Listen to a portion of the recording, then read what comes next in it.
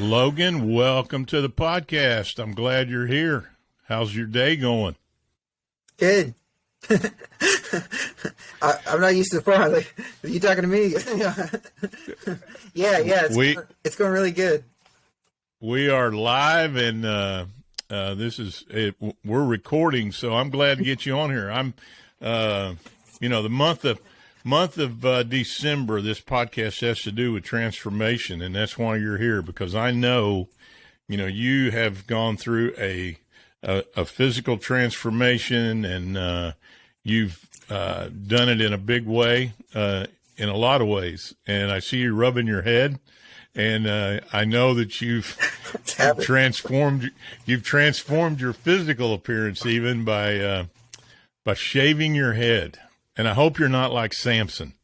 I hope you didn't lose all your strength with your hair. So, why did you do that? I'm just curious and a little bit envious, but I'm trying to go the other direction. But yeah, go ahead. Everyone who makes fun of me is envious. Yeah, and when I say everyone who makes fun of me, there's a lot of them.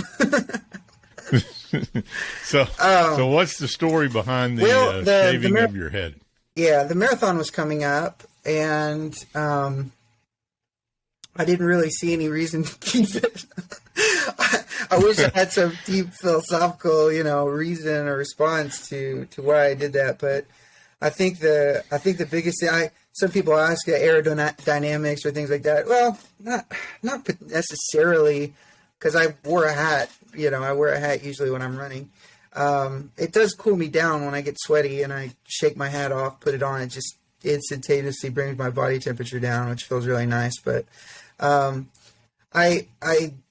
think I was just kind of fed up with the pressure of spending $20-$30 every 2 weeks to get it cut, and never being happy with the way it was cut initially, and it needing to take time for it to actually become something that was presentable. And now I can just shave it every couple of days with an electric razor, and I don't have to spend any money. And I'm also compelled to tip hair cutters. I want to tip hair cutters because they're doing something that I can't do. And when I'm receiving a service from someone that I can't do, I have a profound appreciation for what they're doing. So it was a financial thing. That was part of it. That was yeah. Yeah. Well, part of it maybe was a little rebellion. Yeah. And here's the thing. I always tell my wife, I say, I'll say something like, I'm gonna shave my head. And she'll say, fine, do it. I'm like, it's if I'm bluffing. I was like, fine, I will. Yeah, I had threatened to do that a time or two, and I didn't get that response. I didn't get the response. Yeah, go ahead. I got the response of, don't you dare. And so, anyway, now I'm actually going the other direction from where you're going. I've decided that, I've never, ever had a beard. Never. Mm-hmm. It just kind of, and there's reasons behind why I'm doing it. Nothing philosophical, nothing to no movement or anything like that. Yeah. It's actually a physical thing, but anyway, so you are the pulpit minister of the Central Church of Christ here in Shawnee. You and I have gotten to know each other a little bit. We've talked about a lot of things, especially your running and your nutrition, and that's what I want to visit with you about today. Sure. But so let's just get into the why we're here. And the purpose behind this month's podcast, and the other people that I've interviewed and the people that I will interview in the next week or two, all have a lot to offer when it comes to how a person can maybe jumpstart 2022 with a mindset of this idea of changing the way they do things. Every January 1st, people sit down and they write their New Year's resolutions. Sometimes those work, sometimes they don't. But what I want us to do today is talk about what you did in order to transform what you did. And so to kind of set the foundation for these questions, explain to the listener what you did as far as how much weight you've lost, why you did it, and that sort of thing. Well, I guess to start off, I was deeply depressed. I was in my first work of ministry, and I had been there for about 2 or 3 years, and then COVID hit, and the depression pre-existed the COVID. For a lot of people, COVID made a lot of things worse. And for me, it was, I do think it made things worse, but it also, I think, gave me an opportunity to focus on some things that I wasn't focusing on prior. So there was something in my mind that wasn't lining up right.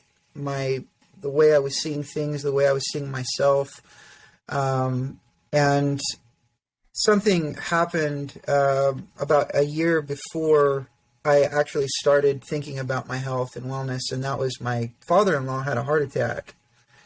Well, there's a number of things that happened, but that's one of them. He started running for a year. I just got really jealous. I was like, oh, that's awesome. I mean, he's making progress. He's doing well. And once I kind of started to do it, my initial motivation was just that I wanted to have what he had, because he had changed his diet to a Mediterranean diet. He was running all the time, and his doctors, he'd gone from having a heart attack, and his doctors were just saying, wow, you're making great progress. There's some people who have a heart attack are told, you got to change your diet or you're going to die. And then they go, okay, well, I guess I'm going to die.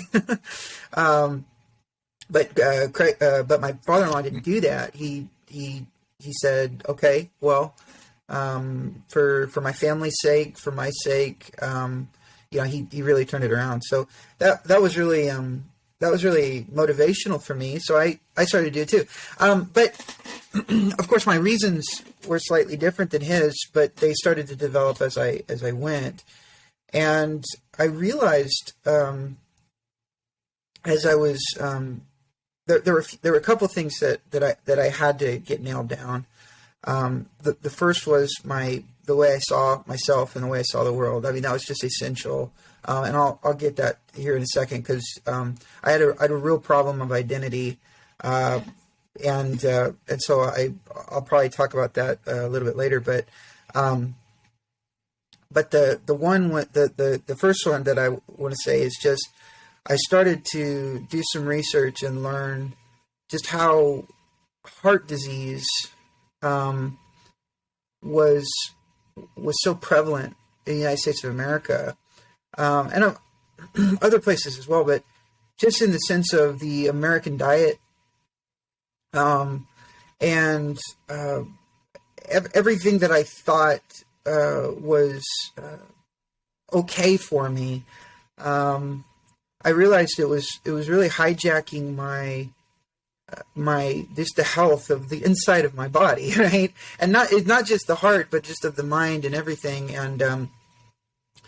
And I got rid of meat, and I'm not saying meat's bad for anyone. And I'm not even saying that I'm a model that people need to follow or anything like that. At first, it started off as just, can I do that? Is it possible? And I did research how I could still get all my macronutrients, and I could still get, things like iron and so I get my macronutrients. I get protein. I get plenty of protein. I get, obviously carbohydrates, which I think is perfect for the running lifestyle. And then also what about iron and vitamin B and all these other vitamins and nutrients that I need? Can I get that without consuming meat? And as I was doing research, I found that I could. Well, again, I'm not really like forcing myself to do something I don't want to do. I'm finding that this is what I've wanted to do my whole life. It's kind of like shaving my head. Like, this is what I've wanted to do my whole life, but for some reason I was so, ingrained, or just to think that you don't shave your head and you don't cut meat because you need protein. So I think what that started for me was just that I want to think outside of the box, and not think about things as I've been told my entire life. Maybe there's another way of looking at things, which was important for me, because that leads me to the second part of my answer with the problem of my own identity. Maybe the way I've looked at myself my whole life isn't the only way that I can look at myself. And maybe that is a box that I'm in. And so I went to counseling. I could not get started without counseling. I could not have done it. I'm a strong advocate of counseling, especially if you want to get started with weight loss. But I think everyone has baggage. Everyone has things in their past that they have not worked through. And I use the word work very tactfully.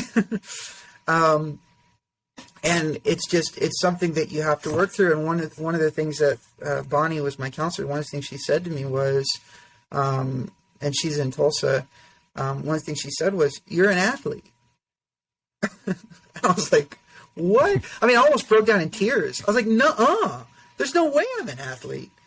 But her saying that was like, it was so refreshing, but also so emotional at the same time, because I wasn't running. And she said, you didn't look at yourself that way. I didn't. Yeah, right. I didn't look at myself at that. Yeah. She said, "You're a runner."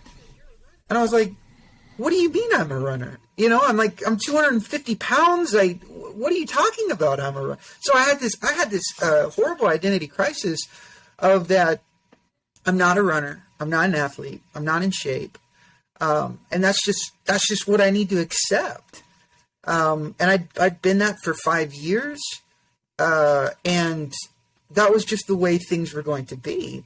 And so the first thing that I had to do was I had to say, "Logan, you're a runner. You're an athlete." And so I had to see myself in that way as whether I'm, so this idea of you're a runner, whether you're running or not. You're an athlete, whether you're, which is so counterintuitive. I mean, how are you a runner if you don't run? But the reason why it was true for me, at least, was that I had such a strong desire to be an athlete and to run, but I was allowing my self-image to just completely, just absolutely devastate any hope of progressing towards that goal. Another thing I struggled with was, which I mean, I'm really getting to the meat of this, hold the meat. I'm really getting to the meat of this very early on here, but at least as I see it, but in being process oriented and not goals oriented. That was just a gigantic, colossal shift in my thinking. Because if I'm, 245, 250 pounds, and I go out for a run, I can do it one or two ways. I can do a brisk run walk, and when I get done, I'm sweaty, but I'm not dying. Or I can get out there and I can just kill myself. Okay. I want to lose 60 pounds so bad. I'm out there at 245, 250 pounds, and I'm killing myself because that's how bad I want it. well, I'm not going to get it for a long time. So Right. I get home and I'm frustrated. I step on the scale and I'm frustrated. I'm like, doggone it. And I put myself, it's not fair what I'm putting myself through, because I'm killing myself thinking that I'm not doing what I need to do. And then if I do it easy, I'm mad at myself because I'm not working hard enough. And do I really even want it at all? Okay. So that's the goals oriented. I'm like, I got to get my goal and I'm going to beat myself up until I get it. And then I kind of thought, well, why can't I just enjoy the process? I follow this guy on Strava. I started following this guy on Strava. Blaze something, I don't know. He's an ultra runner, but I was looking at his stats, and most of his run, I mean, he's plus 100 miles a week. You know, he's an ultra runner, 150 miles a week. But all of his times were like 11-minute, 11:30. Okay, so I'm gonna say something that I think is something that helped me starting off. I was just going through online, just scouring the internet, looking for anyone who ran a 14:30 mile pace. I gotta find someone who runs a 14:30 mile pace, or a 15. Well, you didn't look at mine then. If you'd have looked at mine, you would have found someone. Well, because my self-image, if I'm running 14:30, I'm not running. Yeah, exactly. If I'm running 15 minutes, I'm not running. And then what's the point? I might as well be walking. Well, then I'm walking. I'm not working hard enough. Right? It's a self-cycle of beating myself up because do I even want my goal? Again, that's goals-oriented. But this process-oriented goes, all right, can I do 5 push-ups? I can do 5 push-ups. All right, I'm going to do 5 push-ups.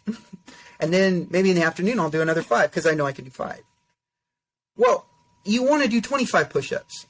Well, I can't do 25 push-ups, but I can do 5. And I need to enjoy just doing 5 and not beating myself up because I can't do 25. So, yep. So this is what I would do. Start off with walk running. This is okay. Why? Your question was the why behind the making the changes. I'm trying to stay on point here. The why is because I'll get to that other stuff probably later. But the why was heart health. The why was because what I was doing wasn't working, and the why was because it was time to start thinking outside of the box, and the why was because I had to see myself differently. I had to change the way I saw myself. So, if you hadn't understood the why, do you think that you would have made the changes? Do you think? And the reason I ask that is, don't you think that understanding the why behind wanting to make these changes, understanding the heart health and the self-image and the thinking outside the box, all of those, after you understood those, you took action to make those changes. Without understanding those, do you think you would have taken the action that you did? Definitely. Well, I think the right answer is is this a test? No. I think the right answer is absolutely. The why plays a huge part. Yeah. I think that it helped more as I went to maintain continuous progress.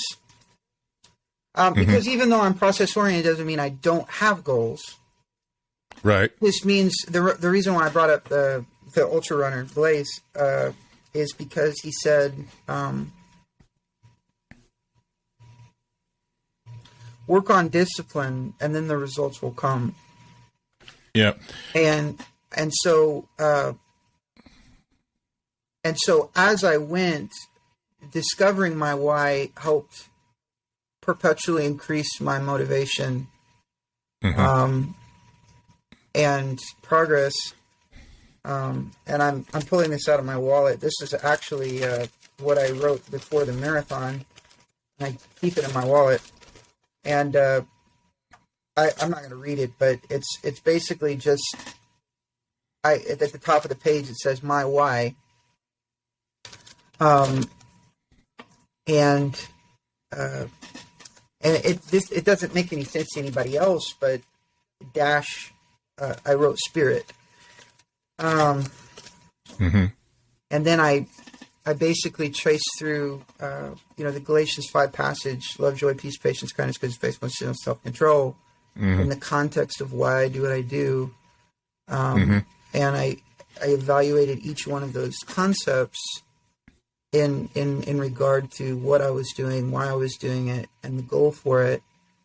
And so, anyways, the why is very big, very important. Well, what you just mentioned there to the listener is, that the fruit of the Spirit that Paul talks about in Galatians, and that is our why. That's why we do what we do, and we understand the why behind our spiritual leanings and our thinking and all of that.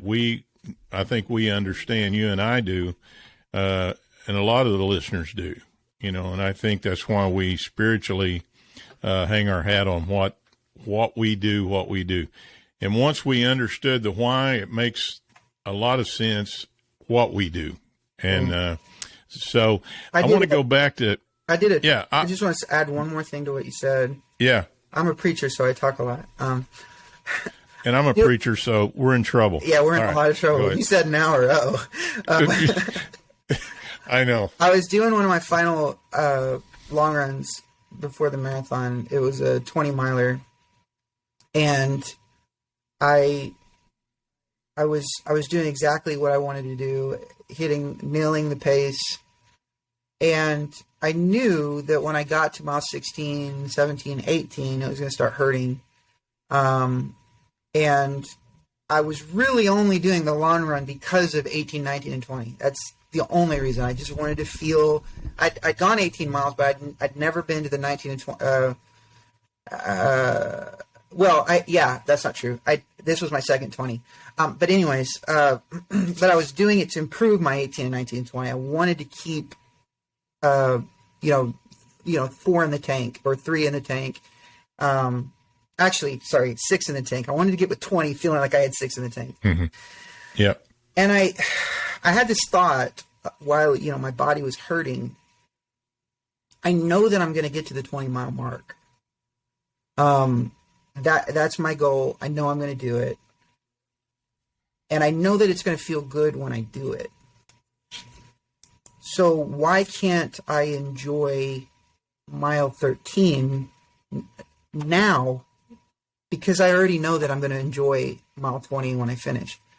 So the pain and the struggle became something that was almost desirable, which is crazy, but true. It became something that I wanted, knowing that, I even got in the pulpit and preached on this, like that next Sunday. It was,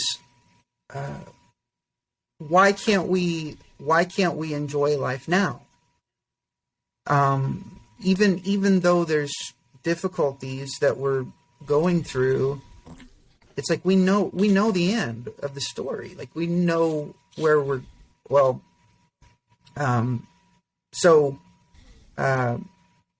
anyways, I just the why is kind of, I think, the significance of the relationship between the goal and the process. Yeah, and I want to go into that just a little bit, that idea of the process versus the goal, because I think that is so important for people making changes going into the new year and enjoying the process, because goals are fine, aspirations. You have something setting out here in the future that you want to get to, but what if you get to it? Now what? Right. I can share this. When I worked for Weight Watchers, it was really interesting, very interesting, that the first thing that we would do when a new member would come in is they had this little card, and Weight Watchers members will know this that are listening. You have this little card, and you put your starting weight over here on the left, and over here on the right, you put goal weight. Mm-hmm. Okay. And inevitably, people would come in, weigh 300 pounds, goal weight 150. And I'm thinking, ooh, that's a great goal. It's going to take you a while. And I remember one lady, and it wasn't just ladies, but majority of Weight Watchers is female, but she said, oh no, it won't take me that long. Said, I've done this before. And I'm thinking, there's the problem. You've done this before. Why are you here again? And inevitably, that's what would happen. But here's what I was going to say about that. It's like someone saying, I don't know. I quit smoking 3 times. Yeah, that's exactly right. I've lost 1 million pounds in my life, and I have. I've lost it, put it on, lost it, put it on. Not until I kind of changed my mindset that I keep most of it off. Well, here's what would happen with Weight Watchers. We had so many people that would come in and they would reach their goal weight. Now, we always talk to them about their goal weight and 5%, 10%, as they went, so that it wouldn't be something they couldn't do. But once they got to their goal weight, there was so many people, because when you get to your goal weight in Weight Watchers, the goal is then you go into maintenance and you keep going to the meetings, in order to maintain what you've lost. We had so many people that would get to that goal weight and stop because they've reached their goal. Okay. They didn't enjoy the process. They didn't even learn the process. They just were seeing this number out there on the scale that they were trying to get to. And once they got to that number, they stopped. What do you think happened? The weight started coming back on, and pretty soon here they would come back. Put some weight back on. I want to get, and inevitably, and that's why I said in 2011 with myself, I'm going to change my mind before I change my body.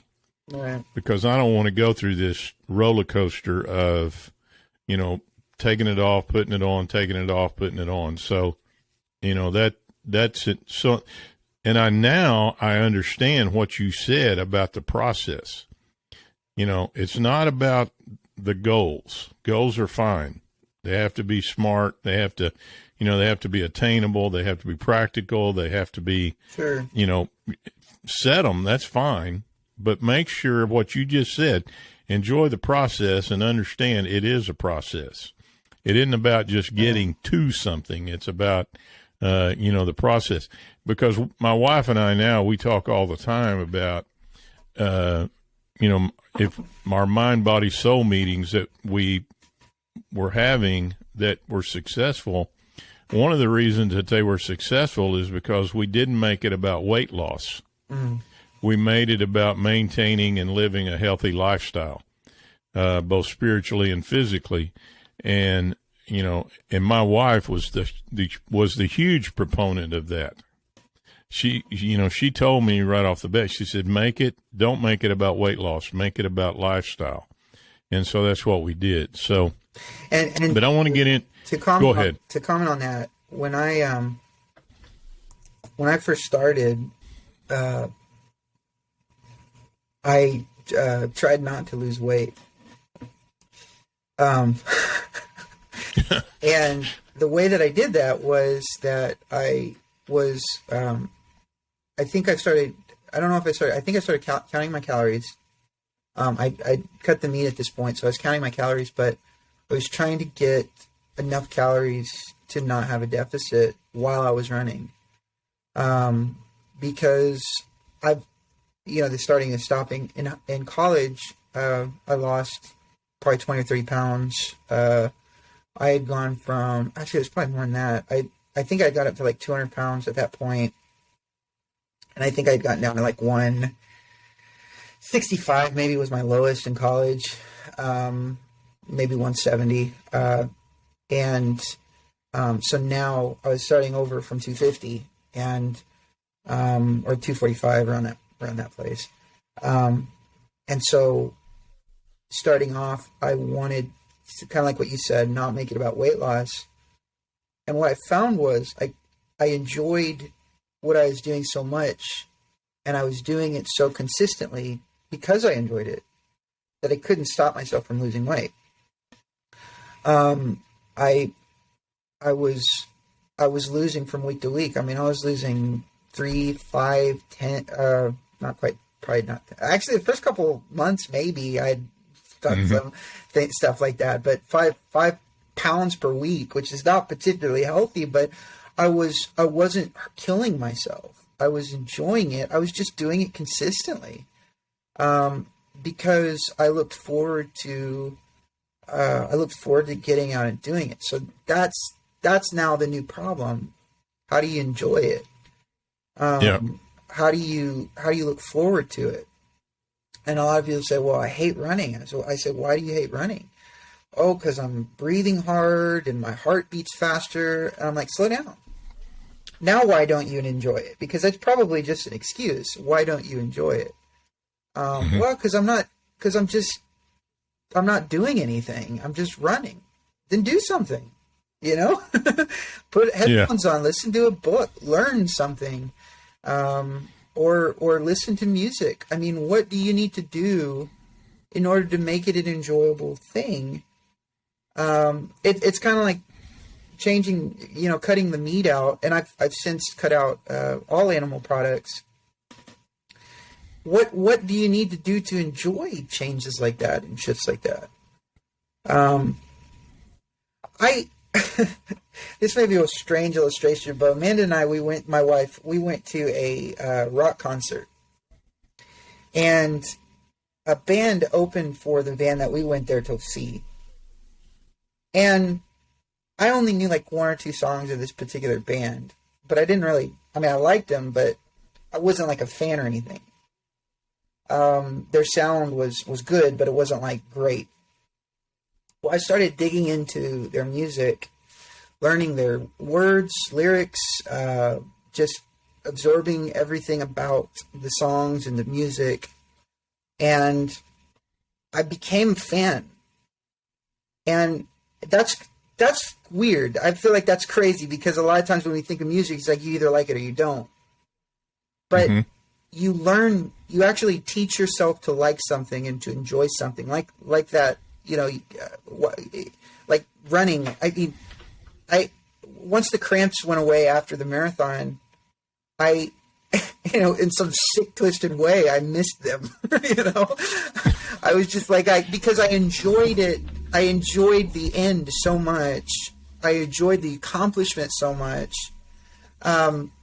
So you learn to like those things. Yep. And you can like them too much because you can get to a point where you're breaking down your body and what you're doing is destructive and not beneficial. And I think I told you this. But that's what I wanted to say. One of our conversations, I think. Yeah. How do I think one of the things. Go ahead. Yeah. And I think I told you, you were kind of nervous about running your first marathon, and we'll get into that here in just a second because I got some questions specifically about what you learned and that process. But I think I told you, you're going to run this one, you'll complete it, and you can't wait to run the next one. Yeah. Because you're going to enjoy the process. Mm-hmm. And the hardest thing about running a marathon is not so much the race itself. It's the training that takes place up to up to that race, because it's really time consuming. Yeah. And it does wear on your body. I can tell you that. But, and having run 6 of them, and there's people out there listening that have run many more than that, and longer miles. Wow. But I can tell you, it is a process. But I knew that, you've learned to like it. That's a great point. I'm learning to like something now that I didn't think I would ever learn to like. Okay. And I'm going to share this with the listener. I'm going to tell on myself. There's 2 things in the last 3 or 4 months that I've learned to like that I thought I would never learn to like. One of them is I've learned to like to cook. Now, people who know me know that is so out of my box. But I've learned to cook. I've learned to like to cook a little bit. The second thing I'm going to tell on myself here, and you can laugh if you want to. Go right ahead. I don't care. It's just I've learned to like Hallmark movies. I know what you're looking at me like, whoa, that's weird. I've learned to like I was going to make that face movies. no matter what you said. So and the reason being, I watched 2 last night, back to back. So people who are listening, go ahead, laugh at me if you want. But little known fact that I like, my mom used to have Hallmark movies on her TV in the nursing home, and it was just on a continuous loop. She would just sit there. Mm-hmm. Half the time she would sleep. Anyway, and I'd go to change the channel in her nursing home, and she'd say, "Oh, that's okay. Go ahead. I've already watched that one 3 times." So you learn to like stuff. That's a great point. Here's what I think is so things powerful. that you may not like now, you've learned to like. Here's what's so crazy, and I'm going to use the word powerful about that. So what's so powerful about that is that when you learn to like it, you take joy from it. Now, you use the example of cooking, Hallmark. I use the example of a particular band, music. Let me turn this down. Sorry. I don't actually know how to turn that down. She got it. Sorry. I'm at the office. That's all right. I understand. Okay. What's so powerful about that is you can do that with anything. I believe that. I believe that anything that I invest myself into, I can learn to like it. Whenever I was, I lived in Denton, Texas. I got into 90s, just Seattle grunge punk, I'm not talking about like Nirvana and some of the more well-known stuff. I'm talking like Dinosaur Jr. and just stuff that you really got to dig deeper to find music like that, what I was listening to. And when you listen to it, Tom Waits is a great example. I don't know if you've ever heard of Tom Waits, but I've heard of him. Yeah, I don't know. You go listen to some of his songs. It's just, yeah, I'm not gonna get that. Yeah. But here's my point. What's so powerful about that is that I believe that you can do that with anything. When, for example, you have that book, Love Languages, spouses, basically the idea of the book is spouses have different love languages and what they enjoy and what communicates love to them. Well, for my wife, things like doing the dishes and getting her gifts and things like this, and those are things that I'm not good at doing, and I don't really like doing. Especially, let me just talk about doing the dishes. I just I had a profound hatred for that. I don't want it, and I start seeing it stack up. It gives me just anxiety, and I'm like, we got to do this every day. This is ridiculous. Now, if you say that you've learned to like that, yeah, that's worse than a Hallmark movie. Oh, really? I got to tell you that. Well, learning to like to do the dishes, okay, but is worse. Here's the thing. Here's my point though, because it happened. You go through that same process that we've been talking about. Is how can I enjoy it? how do I enjoy it? I don't like running. It's boring. Okay, listen to something, watch something. Well, not watch something, but listen to something. What causes you to enjoy it? For me, what I started to do was have the kids that do homeschool. I'd go do dishes, and they'd probably call me in there for help every 2 minutes, 5 minutes. They're young, so they need a lot of help. And I walk back and forth. I do a little bit of dishes. I go do something else, help them. I do a little bit. I go, or, it became just something that I came to. I don't know. I started watching chess videos, chess streamers. I'm starting to get into chess. You can see the chessboard right there. Yeah.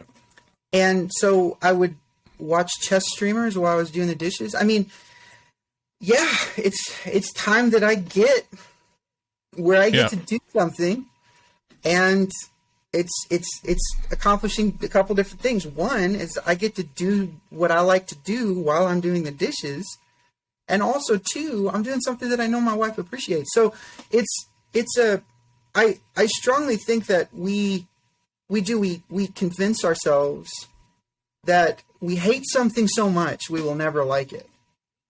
And I think that what we're talking about is that's not true. You learn to like it. I agree. You want to learn to like it. If you don't want to learn to like it, you're never going to like it. Right. But you can teach yourself. And I think you develop a passion for it. I really do. Like you're running. I think you developed a passion. Okay. A couple of questions specifically about change and transformation. How did you get your mind past the negative mindset that you had about yourself? You say you said you went to counseling and that helped.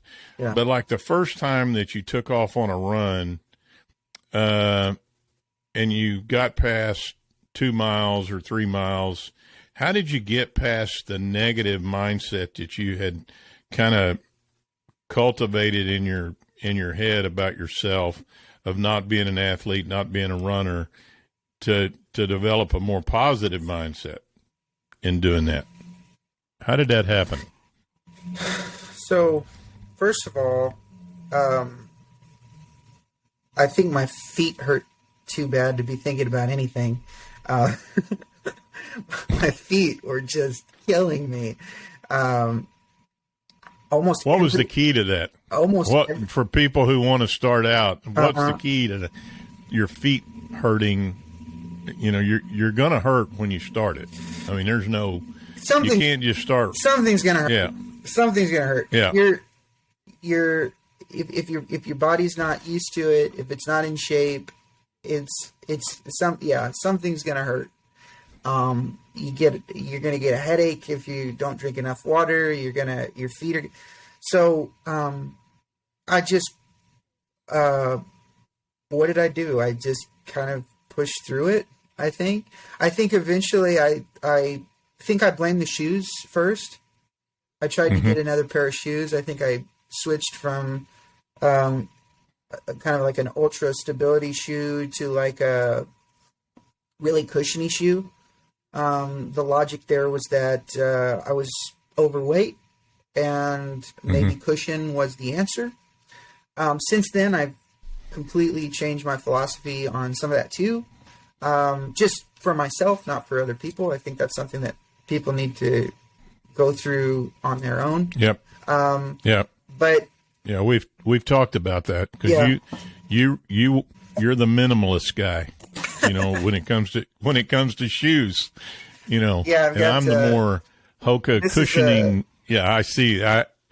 You see, there's no heel. Yeah, and it's very, very flexible. And there's I do have an insole in this, but it's very thin. And this right here is just a little piece of rubber. Really, is all it is. I don't necessarily run in these. I just walk. When I'm not running, I wear these. When I'm running, I wear Ultra shoes, Escalantes. And yeah, the philosophy there is I've got muscles in my ankles, muscles in my calves, muscles in my feet that when I use, so here's the philosophy. You don't have to agree with it. This is just the philosophy. When you use stability shoes, you are taking away from some of those muscles, and then you use those muscles less. And then over time, those muscles become weaker and atrophy and aren't being used, and then you have greater strain on your tendons and joints. I think that's the philosophy. So I noticed when I started running my ultras, my calves would just scream at me after every run.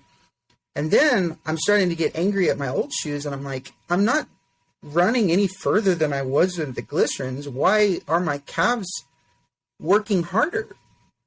And I think that was the answer. So basically how I kind of interpreted that, I'm a layperson, I don't, I'm not a medicine or anything like that, is I go, these shoes are working those muscles more and making me stronger than those other shoes.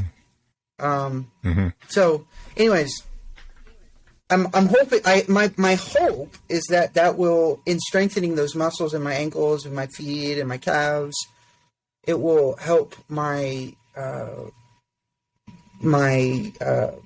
tendons, my knees, my hips, my lower back. Yeah. I mean, it just moves all up.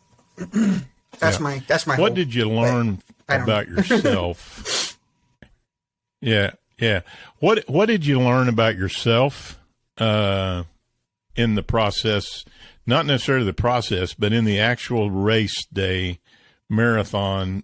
26.2, Oklahoma City.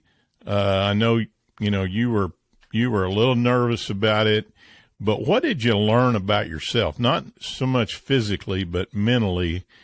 After you got through and you look back on it, what do you think you learned about yourself?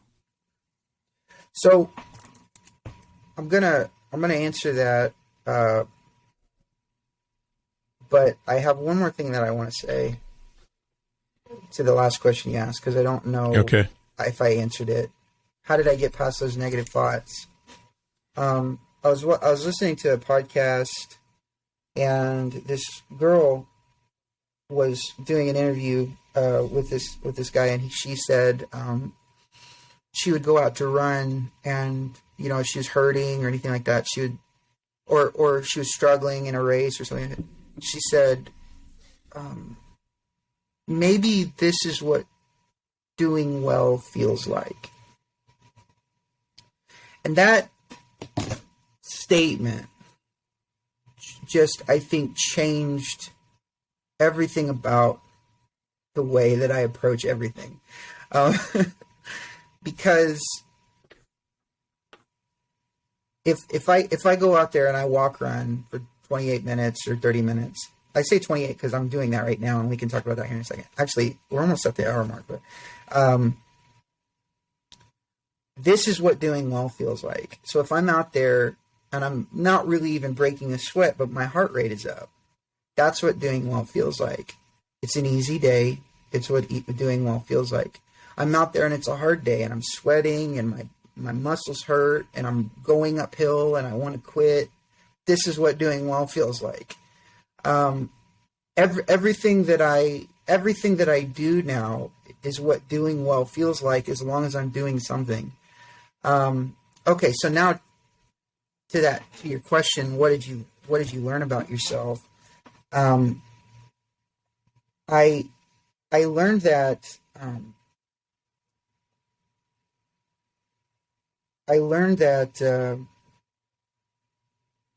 well, like I said before, I don't have to run to be a runner.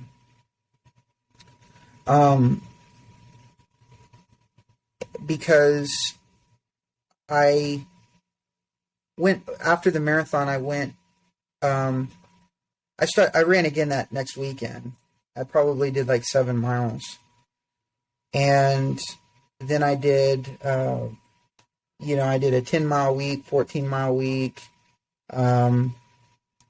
and my heart rate was really spiking.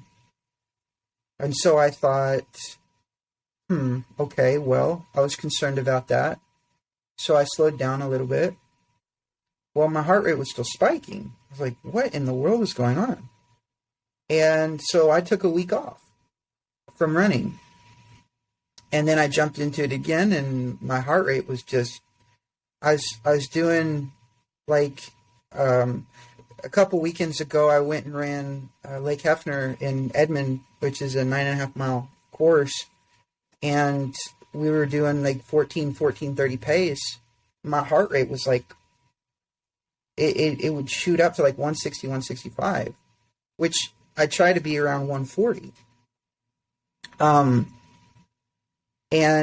we haven't talked about heart rate that much, but heart rate has played a huge part in my training as well. Try not to focus on effort, but focus on heart rate. Anyways, and so I'm like, what in the world? So I'm getting a little discouraged here. And this is all after the marathon. And so I took some more time off. I was like, well, maybe I just need to relax. Last week, I started from scratch. I'm doing run walking for 28 minutes. I'm walking, 90 seconds, running 60 seconds, and I'm going back and forth. And I'm doing it at a 6 on the treadmill. I don't know what pace that is. So it's getting my heart rate up to like 150, 160, and then I'm walking and bringing it down to like 110. And so I'm basically starting over. Well, I could let that be extremely depressing because all of that progress that I had made working up to the marathon, which my marathon time wasn't anything astounding, but I thought it was a reasonable goal that, and I did it, and that's good. But I'm actually excited to start over. I'm excited to do it all over again. The difference is I'm 60 pounds lighter, and I enjoy the time. I'll watch a movie, and it gets to that point where you have to see. You have to see what you've accomplished, and you have to enjoy it. I've watched this film, Moneyball. Yeah. Have you seen it, Moneyball? Yeah. Brad Pitt and Jonah Hill. Yeah. I think this illustrates how I have felt during all this. At the end, the Oakland A's, I guess is who it was. They won like 20 straight games in a row, and it was just in baseball. It was like it was a record. Mm-hmm. But they didn't win the whole thing. They lost, and so this guy he's just so depressed because it's like I did this to win and we didn't win. And so Jonah Hill's character says, I need to show you something, to the Brad Pitt character. And he shows him this clip of this baseball player, big guy, overweight, but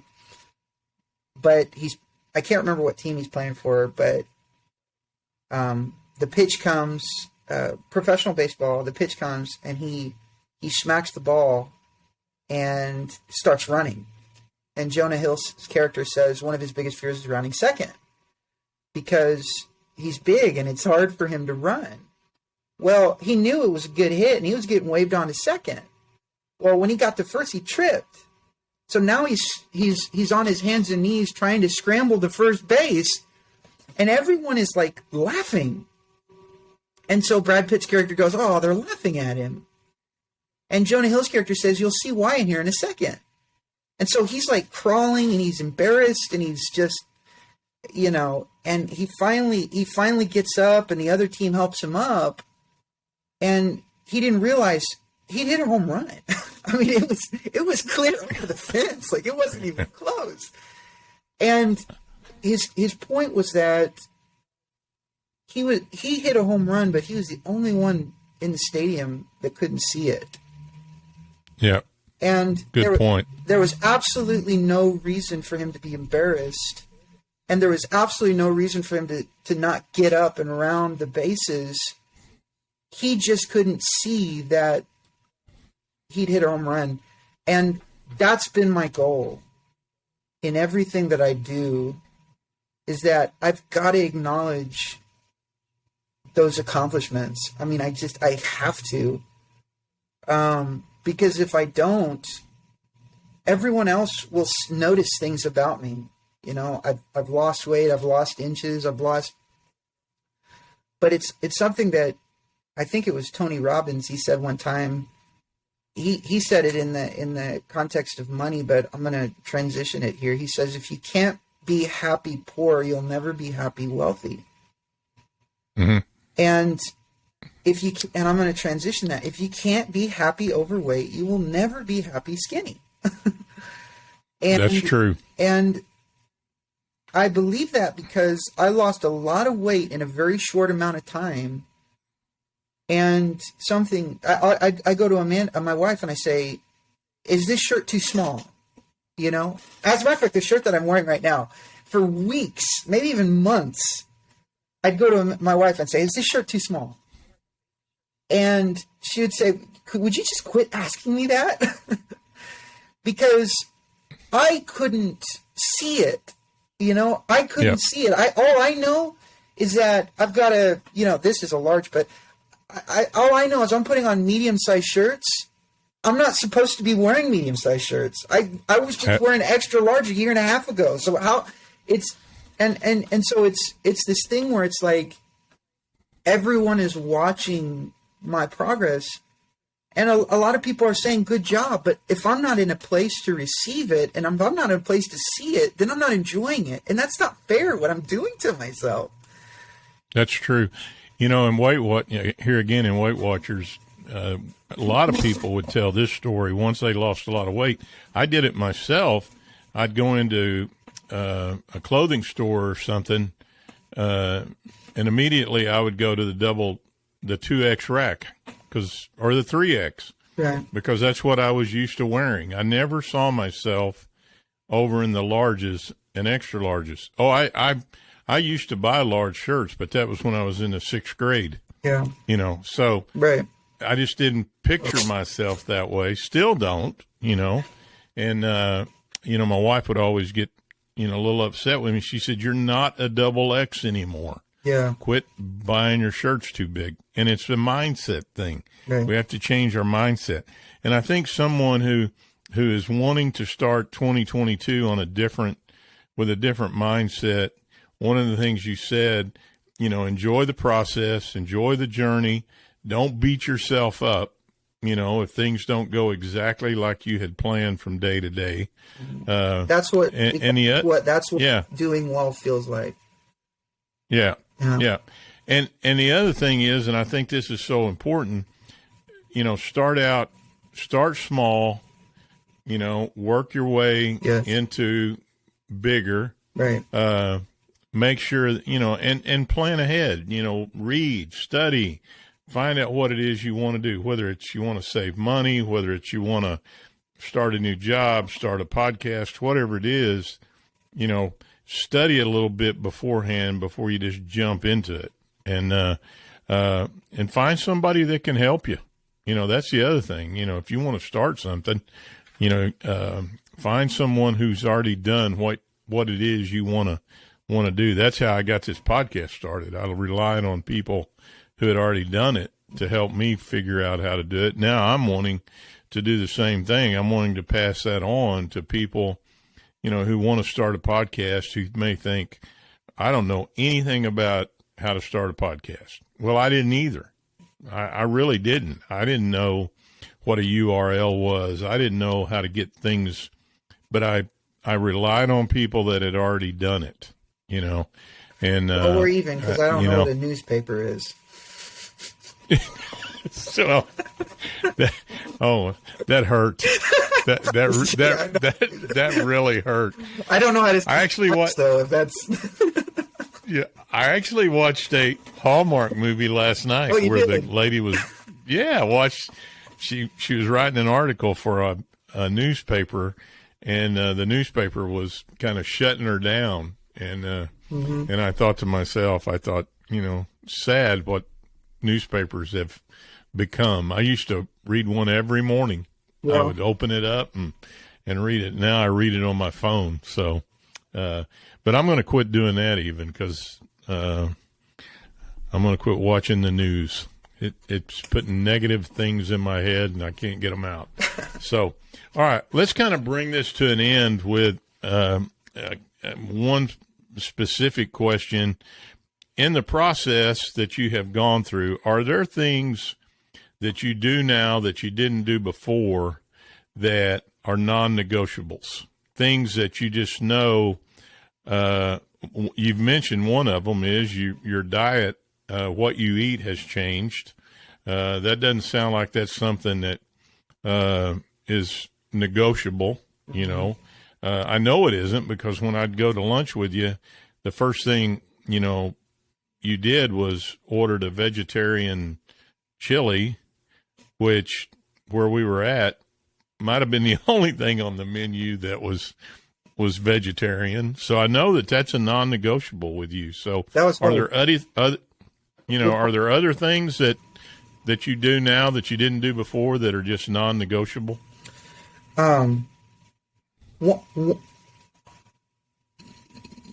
Yes. Yeah. But it took a lot of counseling.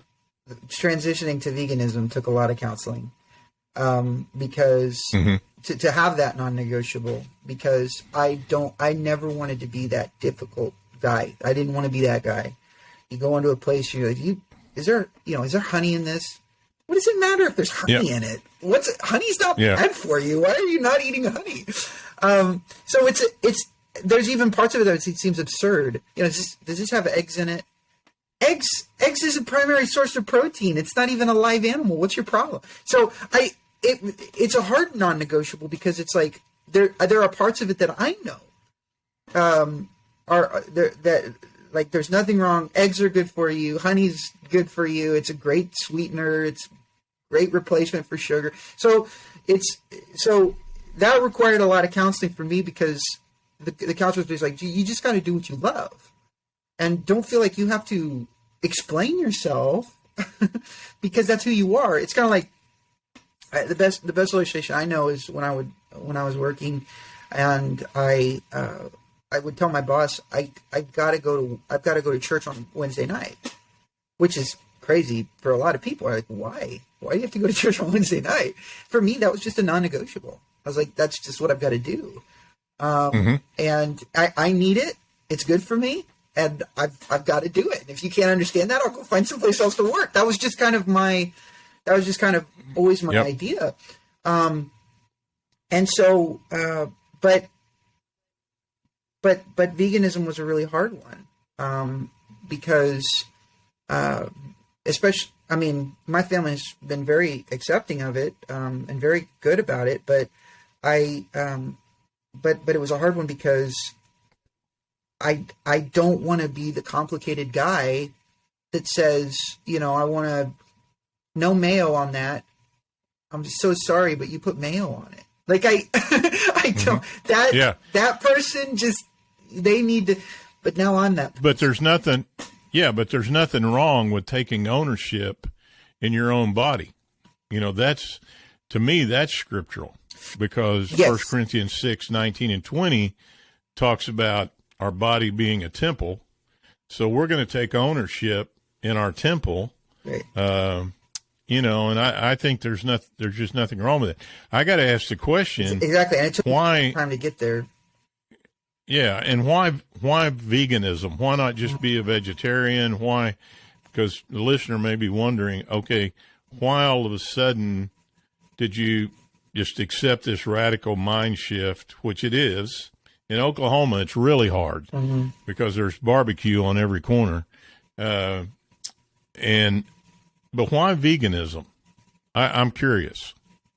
I mean, I know it's healthier, but it's really, really difficult.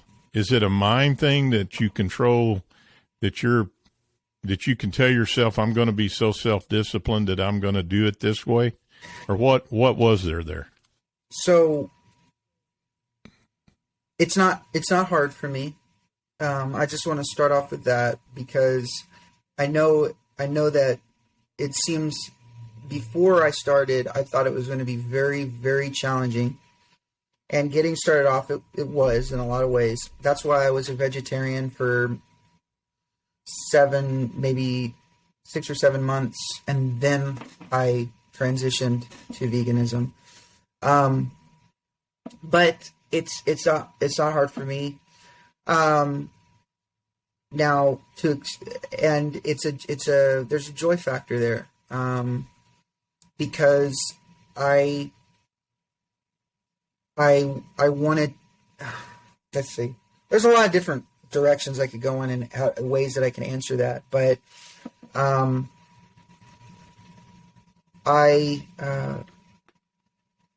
wanted to taste the foods, simple foods. I wanted to taste clean foods, and I wanted to enjoy those clean foods. And it goes back to the kind of the Ecclesiastes principle of eat and drink and be merry. This idea of, and some people say, well, he's being, pursue material wealth. I don't know. In a God context, I can eat. It changes the way I taste my food. It changes the way I taste my drink. I mean, it's now an enjoyable endeavor, and that's a whole biblical study, so we could get into that, but not right now. But the point is, why don't I like broccoli? Why don't I like the taste of broccoli? Now I eat it all the time. I almost eat it every day. Black beans without salt. Why am I so addicted to salt and sugar, refined sugar? And what's going to happen if I cut salt and refined sugar? Well, eventually, when salt is added to things, it tastes too salty. And when sugar is added to something, it gives me a headache. I'll go over and drink a Sprite from my grandpa likes to sock Sprites, and I'll go drink a Sprite over at his house, and I'll get a headache. And I'm like, what in the world? And I tried to eat Sonic one time. Probably shouldn't name names, but tried to eat Sonic one time, and I was sick all day. I mean, all day. I felt like I was being poisoned. And I thought, what's happening to me when I get used to eating food like that? Am I just adapting to the poison? And then that's a great point. Why are these restaurants, a lot of counseling here. Why are restaurants trying to shove this food down my throat? You might say, they're not trying to do that. Well, it's my only options. Everywhere I go, they are limiting their options to only things that are going to make me sick on the bathroom floor for 6 hours, So, well, I want to repeat what you just said. Adapting to the poison. Yeah. That we're putting inside our bodies. Yes. That is. I'm going to write that one down because that is so true. So true.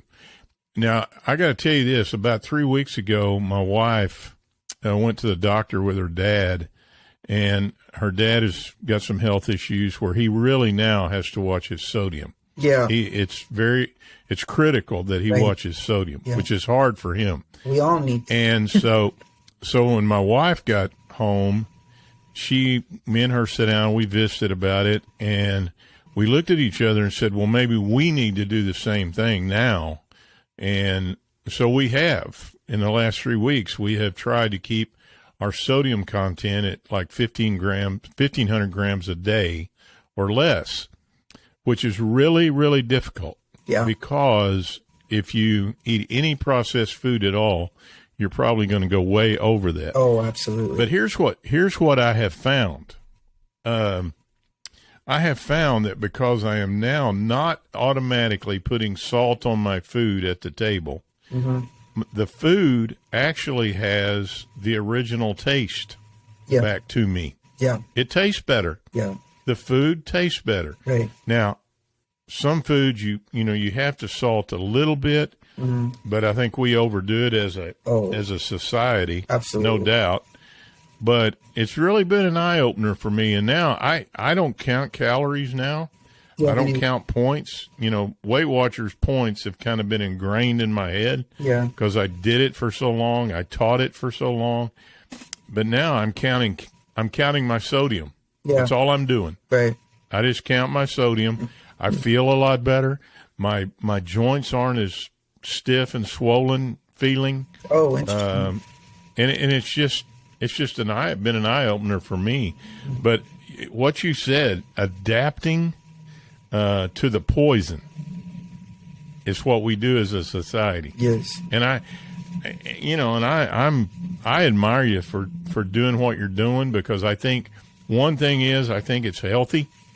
And two, I think it's such a disciplined lifestyle that you can't help but understand the spiritual self-discipline that goes along with doing what you're doing. And I think people who have tried it understand what you're doing takes so much self-discipline, especially when the environment around you a lot is of just the opposite.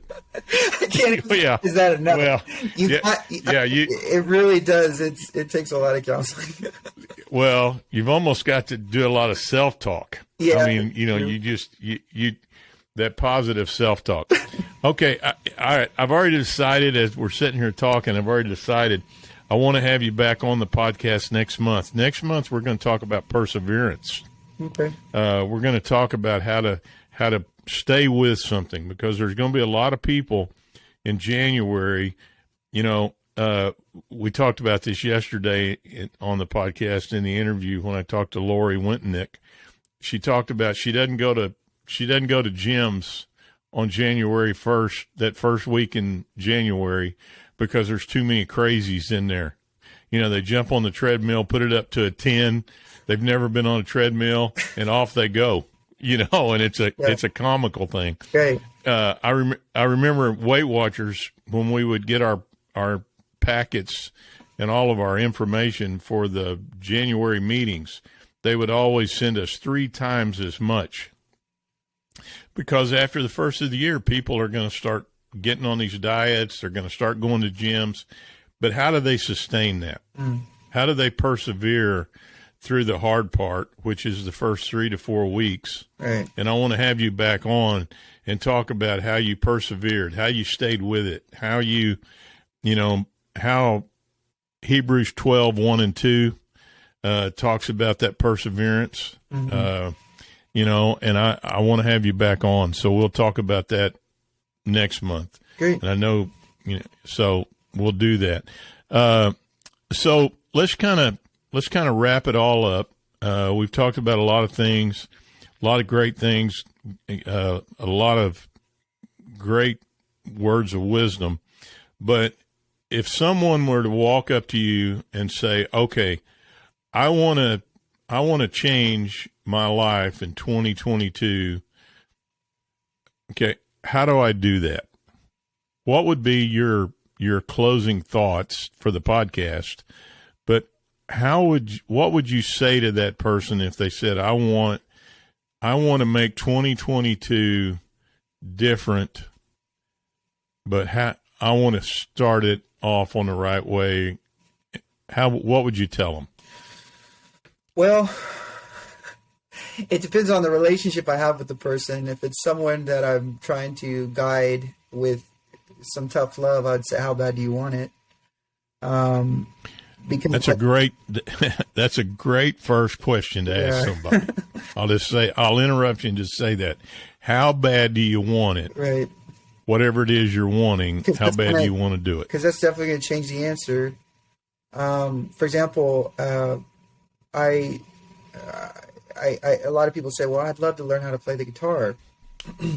and I tell them, which I have my bachelor's degree from, And I tell them, well, I think anybody can learn how to play the guitar. It's just how badly do you want to play the guitar? And, but if we're talking about someone who really, really, really, really, really wants to accomplish their goal, whatever it is, let's say it's, running. The first thing that I think is simplify. In other words, you cut everything else out. Not family, not like you said, not those non-negotiables, but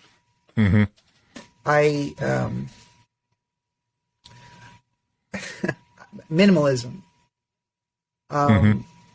Both in terms of food, clothing. It's a minimalist shoes. No, but it's in terms of cutting out the complications, simplifying, becoming simple in my approach. Stop being consumeristic or consumerism. Stop pursuing consumerism.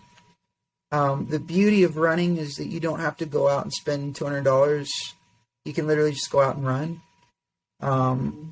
Yeah, but I don't have fancy running shorts and running shirts and running shoes. Yeah, but a runner doesn't care. A runner runs. Like that's what a runner does. So go run. If you need to run on grass because you don't have shoes, go run on grass. It's which is silly that's a silly sounding, and I get that, and I know that, but it's crazy how when we were talking about non-negotiables, you have those non-negotiables, but then I need to negotiate everything else, And so one of the things that I did was I've got family, yes, I've got church, but I sold probably 75% of all my clothes. I got rid of all my shoes except for a few pairs that I have to have. And there are other things that I still want to do. I want to get rid of my smartphone for one and get a flip phone. And I want to simplify. Why? Because I want to just enjoy being outside. I want to enjoy breathing. I want to enjoy, I want to get into gardening. These are personal goals that I want to do. And I want to enjoy what I have and not enjoy what I don't have. And that's true for possessions. And that's why it's the total mindset. It's true for possessions and consumerism, but it's also true for my goals that I set. I enjoy as long as I have this 245-pound body, I'm going to enjoy it. And stop wanting what I don't have. And then when I have it, I'll enjoy it. Right? Contentment just plays a huge role. You have to, like I said, that Robbins quote, you have to enjoy where you are. Take joy in where you are. Find peace in where you are. If you're walk running or whatever you're doing, just have joy that you're outside. And it's just be simple in your thinking. Which I think is biblical. Yeah. What I really want the listener to take away is what you said earlier, is the fact that goals are fine, but enjoy the process. Yeah, process. Whatever it is. Right. Yeah, whatever it is you're wanting to do, enjoy the process. Make it fun, make it enjoyable. Find something that you can do. So, Logan, I've really appreciated it. I'm a preacher, so I've also got to add, be thankful to God for it. I mean, the bread, absolutely, the food, the drink, the simplicity, the contentment. Paul says, I'm content. I've been content with much and I'm content with little. And I found that for the majority of my life, I only agreed with 50% of that statement. And I need to work on the other 50%, because if I can have joy in the simplicity and contentment and the minimalism, I can agree with that better. Yeah. My wife and I this morning, we were talking about clutter. Right. And how clutter That's exactly messes what with your I'm talking mind. about, yeah. And it really does. And I've gone through this. I've gone through stages where I've cleaned out my closet and only had certain things, and I'm back there again. It's crazy what we do, but that's in 2022. That's one of my goals is to do away with the clutter, but don't bring it back. Yeah. That's to stay, because I am content when I get rid of the clutter. I am content. Right. But it just seems like and people who know me know this, I'm a shoeholic, and I don't have many vices, I don't think. One of them is I like shoes, always have. Yeah. I'm the Al Bundy of the world. Mm-hmm. But, I just, that's one of the things I think. But one of the things I'm going to start doing is what you said. I'm going to start enjoying the process behind that. Yeah. And I am going to do that. And hopefully, that's what we can do in 2022. And we are. God says to be thankful in all things. And, that statement alone is kind of difficult at times. Oh, yeah. But man, if you apply it and think about what it is saying, your attitude just kind of changes, Very and spiritual, I am, too. yeah, Very spiritual. Yeah. Wow. So, all right. Well, Logan, I appreciate you coming on. This podcast will be published this Friday. It will be, and I'll put it out there on all the podcast sites. But if someone wanted to reach out to you and talk to you about what we've talked about today, or they had questions, where's the best way or the best place for them to get a hold of you? I don't know. Email, I guess. Just put the subject line. I guess just that. Yeah. Call the Central Church of Christ in Shawnee and ask for tell Logan. them you want to talk to Logan. Yeah, that'd be fun. Yeah, that'd be fun. Yeah. Yeah. And because you've probably I don't know this, but you're probably not just knocking down a lot of social media pages and putting a lot of stuff out there, because I don't have a very good online presence at this time. No. That's what I kind of knew that. And that's because when I talked to you even about doing this podcast, I could tell there was a little bit of a hesitancy in your voice about, you wanted to do it, but because you're really, I can tell this now. I wasn't really aware of this, but I am now. You're really trying to take this minimalism to another level, aren't you? Yeah. I mean, you really are, and we can talk about that again, but I'm interested in that, because I think that is something. And if there's a movie out there about minimalism. There's two guys that have done a lot of podcasts and a lot of TED Talks about it. Yeah. And I can't remember who they are, but they talk. Though. Yeah, and they talk about that a lot, and that is so scriptural and biblical, because if we think about the verse in Matthew where Jesus says, "Don't worry about tomorrow. Yeah. I will supply all your needs." Right. He doesn't say, and I'm going to start preaching, which we both it's my podcast. Yeah, I know. That's great. But yeah, this could be bad.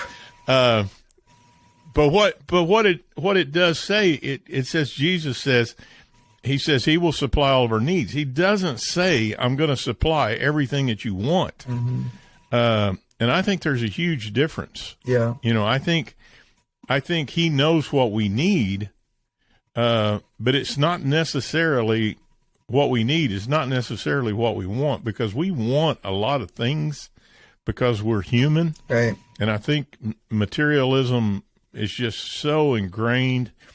But man, I've been doing a word study about the word greed and selfishness, and how, if you think about this a minute, the word greed is thrown in there with some of the most egregious sins in the Bible. It's thrown right in the middle of there with murder and some of the other sins that he talks about in the Bible, and there's greed right in the middle of that. I mean, it's all in the Ten Commandments. It's the idea of covet. It's wanting what you don't have. Almost every single after the four God commandments, almost every single one, not every one maybe, but almost single one can relate itself to wanting what you don't have. Stealing. We want that murder. We want that car. Right. We want that car. We want those adultery, things over there that. Right. Exactly.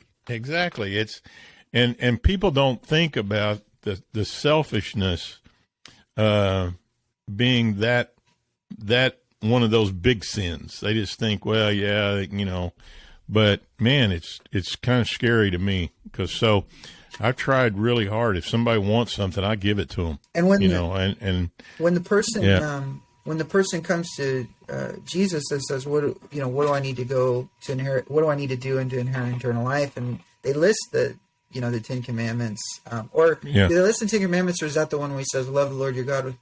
The Deuteronomy 6:14 and the Leviticus 19 passage. But anyways, the point is, I've done all that from childhood. What do I need to do now? And Jesus says, sell everything that you have. And he's either setting an unattainable goal to show that salvation is not earned, or he very well may be doing that, or he is, or maybe a little bit both, or he's showing that he asked the question, what is lacking? And Jesus says, what is missing? In other words, you're not full. You've got a void. You've got a hole in your life. Mm-hmm. It's like, but I'm putting a bunch of stuff in that. But as Solomon in Ecclesiastes, that's air. It's just empty space. It's not. You're not filling anything up. And so, what do I need to be actually full and complete? And basically, Jesus' response is, you need to let go of the world. Yeah. Let go of your... And the guy... Yeah. Yeah, in the end of that verse, it says, and he went away sad, sorrowful. Right. Now what does that scripture say to me? If Jesus were to ask me the same question, is there something in my life that I'm clinging to physically that I don't want that I can't get rid of? Right. What is it? Right. If somebody walked up to me and said, "You've got to get rid of your Jeep Gladiator," oh no, I can't do that because that's what I've wanted for the last 10 years. I've wanted a Jeep, and if that's the case, man, I got a huge problem. And I don't think, and that's that void you're talking about in your life, that hole. Right. And I don't necessarily think the application to that is, so we get into this theoretical idea. Well, would I give it up if I had to? Oh yeah, I would. I would give it up. Yeah. But it's the I think what Jesus is saying is not necessarily that we need to go and sell everything that we have, but we need to rethink why we have it, and we think that maybe it's not really our ownership at all, and it changes the way we see everything in our possession. And now I'm not really using it as something that's mine or something that I'm holding on to. I can enjoy the benefit of the luxury. There's nothing wrong with that. But I'm not complete until I let go of it. Yeah. And we are thankful, and we know where it's coming from. That's, I think, one of the keys. Yeah. Okay, Logan, we've gone off. We've gone off now to become preachers on this podcast. So I'm gonna bring it to an end. Just say I appreciate you coming on. I want you to come back. Yeah. We'll talk more about the idea of perseverance and how we can sustain whatever it is in 2022 that we're going to start. So I appreciate you coming on. I hope you have a great rest of the day. Thank you. I will I will be talking to you. Continue to do what you're doing. Sure. And I will probably be in touch with you, pick your brain, find out a little bit more about what's going on, and get you back on the podcast. Okay, awesome. So I appreciate it, man. Thank you.